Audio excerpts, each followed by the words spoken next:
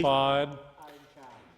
I call the Honourable Deputy Leader of the Opposition and the member for Sydney.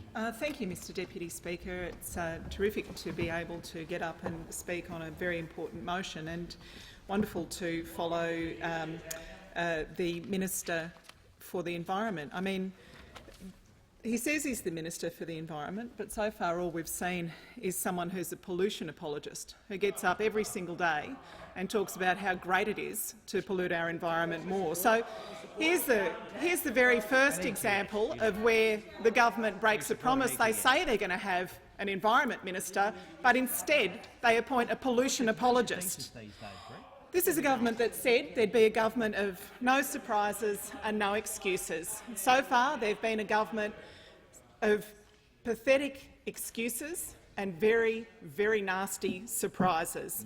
Just 3 sitting weeks in, we've seen broken promises on health, on education, on debt, on the GST. How can Australians trust a single word that comes out of the mouth of the Prime Minister and the government opposite?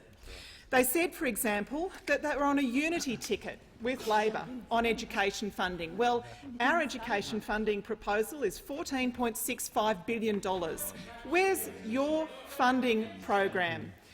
The Education Minister, the Leader of the Opposition was comparing him to a nurse earlier. I think, that was Nurse Hockey. Well, Candy Striper Pine, or more accurately Annie Wilkes, the Annie Wilkes of the education system. You can vote Liberal, you can vote Labor. You'll get the same amount of funding for your school. This is a promise that they knew they would never keep, because they are not prepared to do what we are doing and saying to the states, for every $2 we put in, you must put in $1. They're saying, OK, we'll throw you a bit of extra money just to keep you quiet because the teachers, the parents, the kids have been successful in making their point. So, yeah, we'll get dragged kicking and screaming to put a little bit of extra money in. But they're saying to all of the states and territories now that when the Commonwealth puts in extra money, feel free to cut your education budgets. Feel free to cut standards. Feel free to cut transparency. Feel free to dud the children of Australia.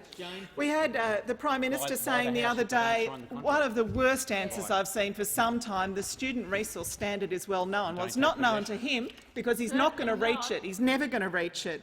And the Education Minister talking about nothing we're doing undermining loadings. Well, they know that that is not the truth. They know that by letting states off the hook, that those loadings for disadvantage will never be met. Mr Deputy Speaker, Foreign Affairs. Foreign Affairs. What to say? Foreign Affairs.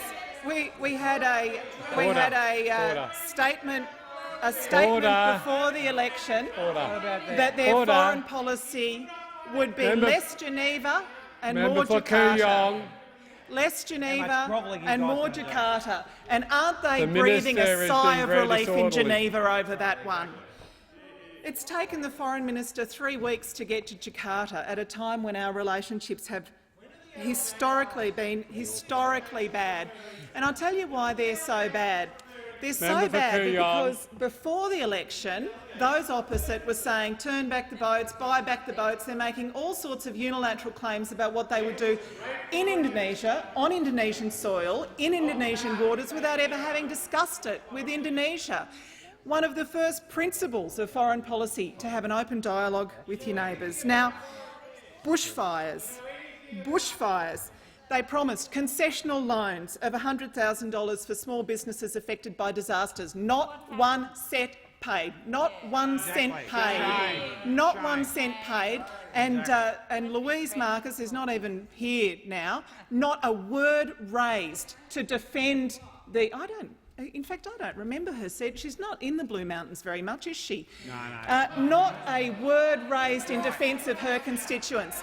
Those emergency relief payments that those opposite have said are just the same as under Labor, no, they are not. They are not the same as under Labor. People in the Blue Mountains are missing out today because those opposite, in a sneaky, underhanded, secretive way, cut funding cut payments to people affected by disasters at their time of need, when they most need help.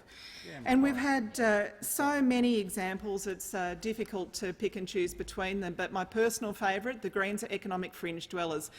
If debt is the problem, more debt is not the answer. Well, we've seen today a very nasty deal, a very nasty surprise and a number of pathetic excuses from those opposite. Order the honourable member's time has expired and I call the member for